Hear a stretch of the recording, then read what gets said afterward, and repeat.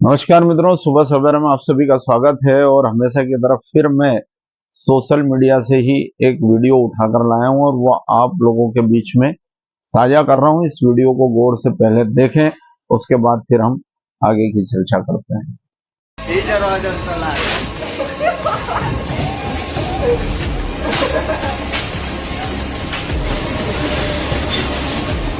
देखिए guys, train का cover उड़ा दिया।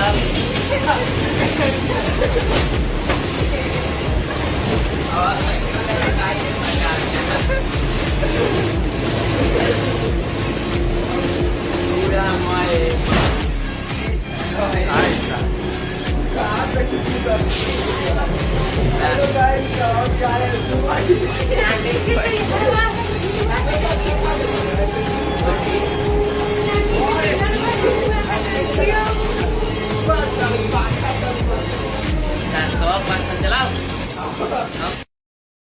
तो देखा आपने, इस वीडियो में ट्रेन के कोच की सीटें फाड़ी जा रही है, नुकसान पूरे कोच को किया जा रहा है।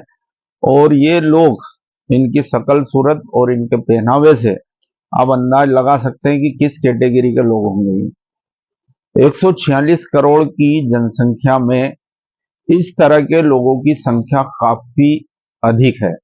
और ये बड़ा चिंता का विषय है कि 146 करोड़ में अगर इस देश के आर्थिक ढांचे में, आर्थिक निर्माण में, उस ढांचे के निर्माण में अगर किसी की भूमिका है तो मात्र 25% लोगों की।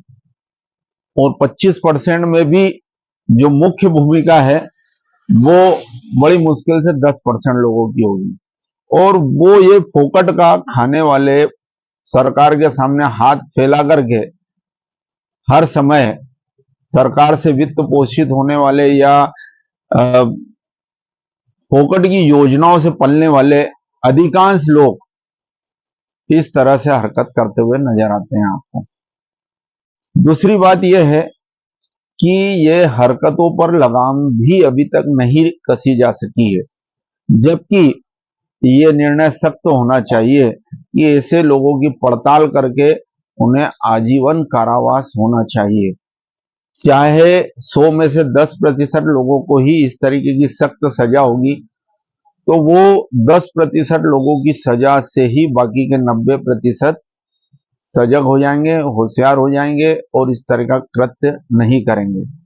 राष्ट्रीय संपत्ति को क्षति पहुंचाने वाले ये तो मजाकिया अंदाज में कर रहे हैं, लेकिन कई लोग प्रदर्शन की आड़ में भी आगजनी जैसी घटना की, तोड़फोड़ जैसी घटनाओं को अंजाम देते हैं। क्या हमने इस तरह के मामलों में अभी तक कोई ठोस कदम उठाए?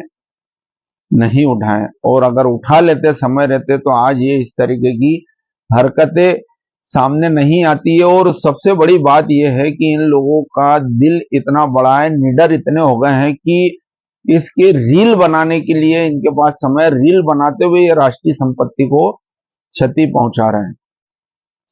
तो मैं उन सभी लोगों से, सामाजिक संगठन हो, राजनीतिक संगठन हो, धार्मिक संगठन हो, इन सभी लोगों से ये कहूंगा कि आप अपने समाज के संगठन तो बना रहे हो, लेकिन समाज के संगठनों के साथ साथ अगर आपकी समाज में इस प्रवृत्ति के लोग हैं, खासकर ऐसे युवा हैं, तो उन्हें समझाइश दें और इस तरीके से उन्हें काम करने से रोकें।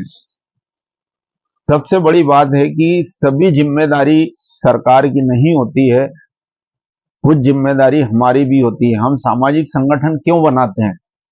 राजनीति करने के लिए।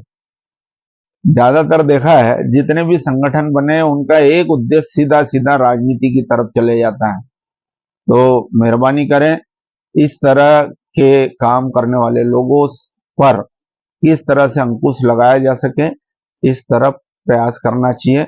वो सभी संगठनों से मैं पुनः निवेदन करता हूं, चाहे वो सामाजिक संगठन है। आप सामाजिक संगठन आप देखें, समाज के नाम पे बड़ी चिंता फिक्र करते हैं और करने लग जाते हैं राजनीति, और फिर अपना दखल राजनीति में दिखाते हैं कि हमारी समाज के इतने वोट है और हमारे पास इतने वोट हमारी मुट्ठी में है। ऐसे बहुत से लोग हैं, धार्मिक संगठन वाले हों कि सामाजिक से, सबका काम यही है।